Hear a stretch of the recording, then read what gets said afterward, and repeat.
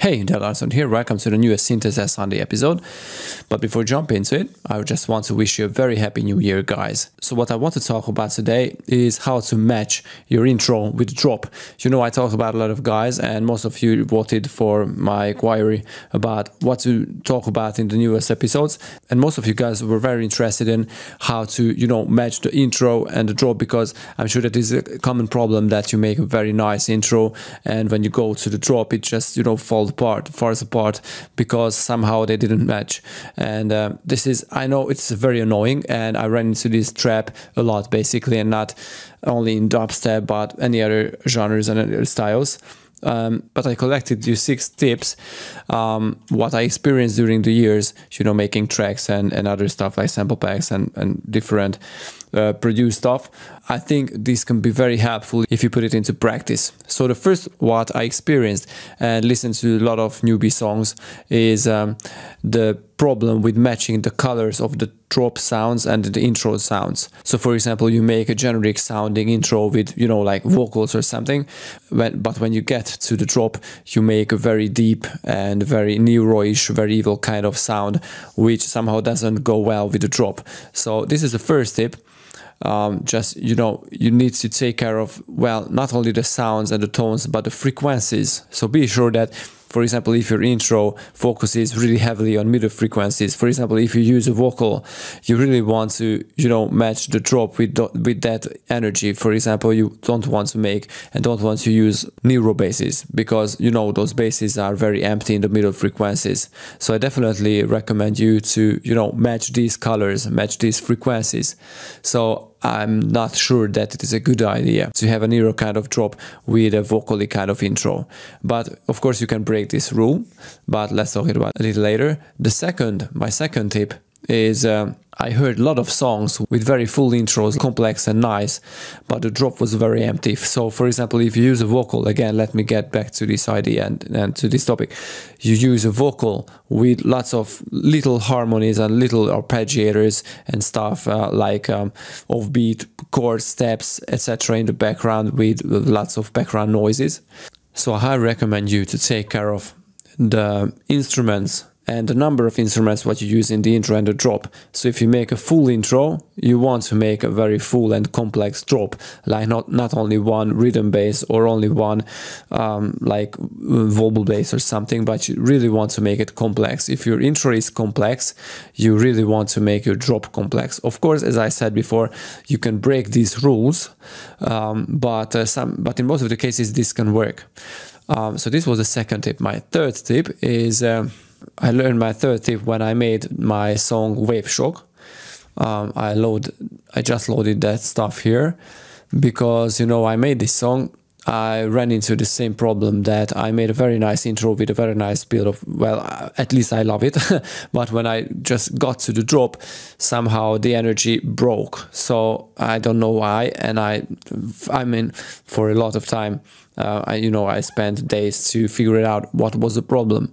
And the problem was that the first hit of the drop, the first sound of the drop was not fitting well. I, just did that, and I experienced that, okay, the intro and the build-up was fine, but when I got to the drop, without the first hit, that very first sound, everything was fine. But that very first hit just, broke everything, and somehow it just broke the flow, because that very first sound just didn't hit very well and it was not clear enough.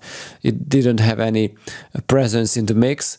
And I tried to, EQ it, compress it, distort it, and I tried to do anything, but somehow it just didn't work. So what I did is I removed that bass sound and, just replace it with another one, a lot better one. And, when you get to the drop, the first hit, the first sound is very important. So if it's not strong enough, it just breaks the energy of the intro, and especially the build-up. You lose all this energy, you lose the tension, you lose everything. So the very first impression for the drop for the listeners is very important, I think. So let me show you that very first sound what I experienced when I made a Wave Shock song. I believe it can be here somewhere. This is my sound. So this wow.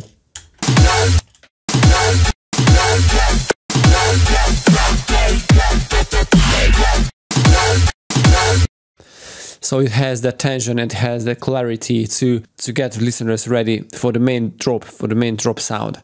And this is a very clean sound. I mean, it's, you know, has a nice presence in the mix. So it is very important because the first sound was very dull, and although the main bass was fine, and you know, I think it is great, sounding great, but the first hit just, you know, broke everything. I think it is very important.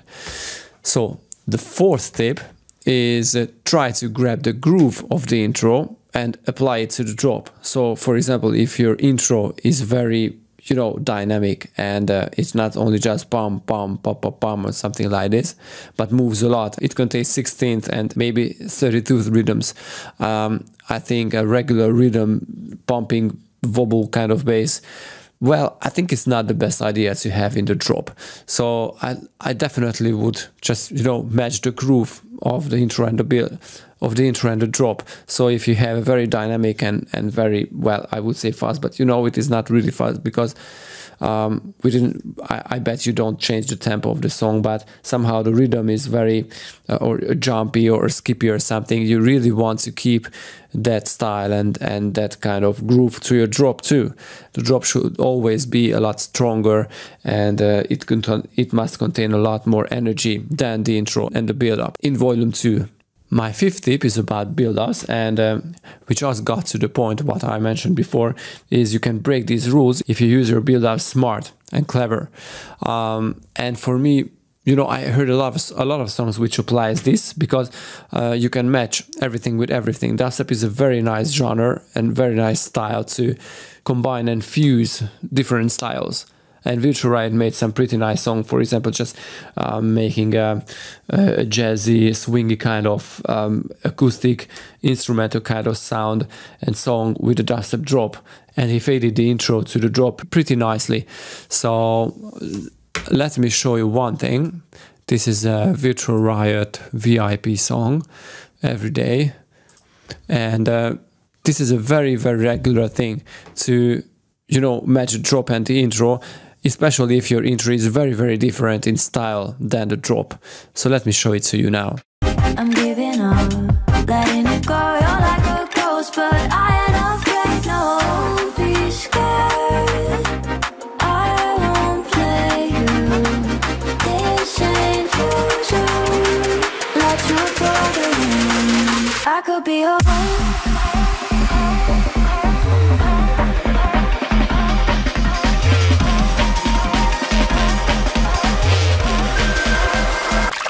I could be your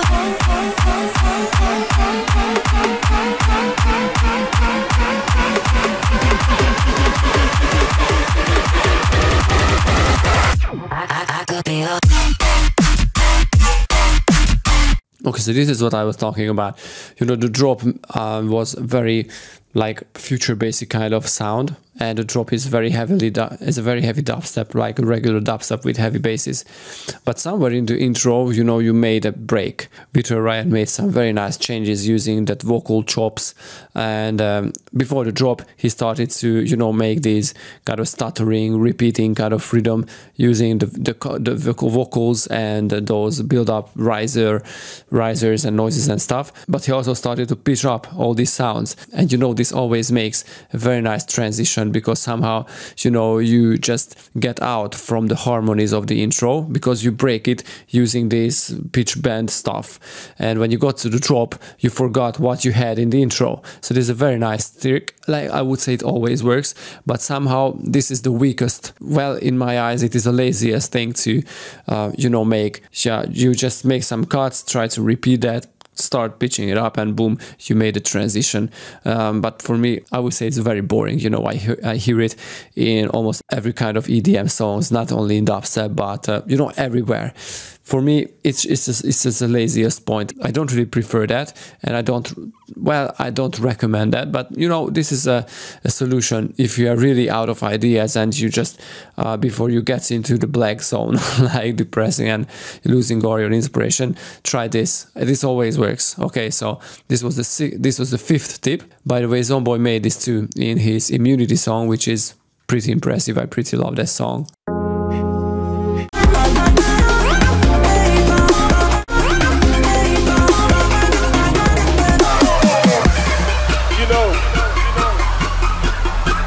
this is the point where Zomboy broke those harmonics and, you know, got into a very different kind of stuff, like with vocals, I mean, like talking fillers and just, you know, this arpeggiated kind of unharmonic kind of sounds. I just had a little revelation. In 30 years, I'll probably still be here. When you see me holler when I'm about 90 years old, I'm a shout, I'm still here. And of course, like always, the pitching up stuff. So this is the easiest way, which like always works. Now my last tip, the sixth one, is use the main bass drop. I mean, use the main bass sound from the drop in the build-up. Like for example, Skrillex used this in the first of the year song. Like, let me show it to you guys. It's very, very popular. Just listen to it. There is the talking vocoder kind of sound in the build-up too, which he uses all during the drop.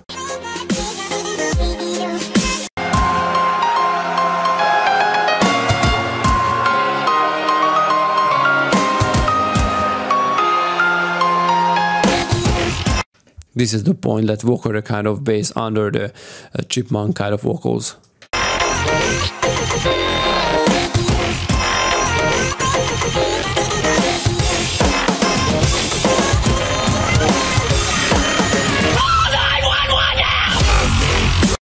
So this is a very smart thing, because when we got to the drop, our ears and brain already got familiar with the bass sound, with the main bass.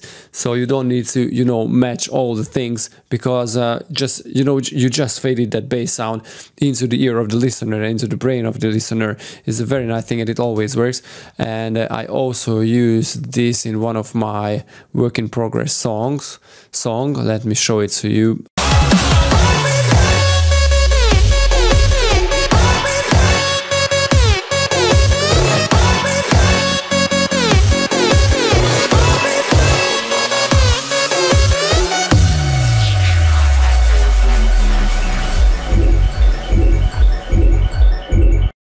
Okay, so this very filtered wow kind of bass sound in the background, this is what I'm talking about.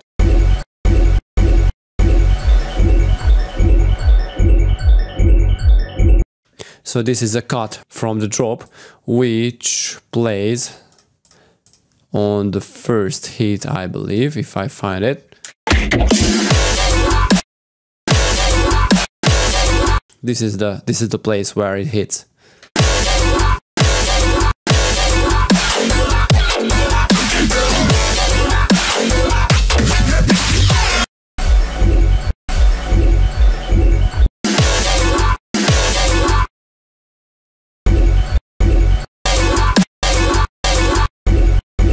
So again, this is a very nice tip and trick to, you know, make the listeners familiar with the sound, what is getting closer and closer when we got to the drop.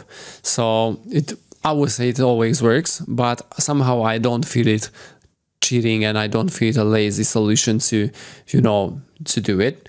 So this was my sixth tip about how to match your intro with your drop. I hope you enjoyed this, and see you in the next video, guys. Bye bye.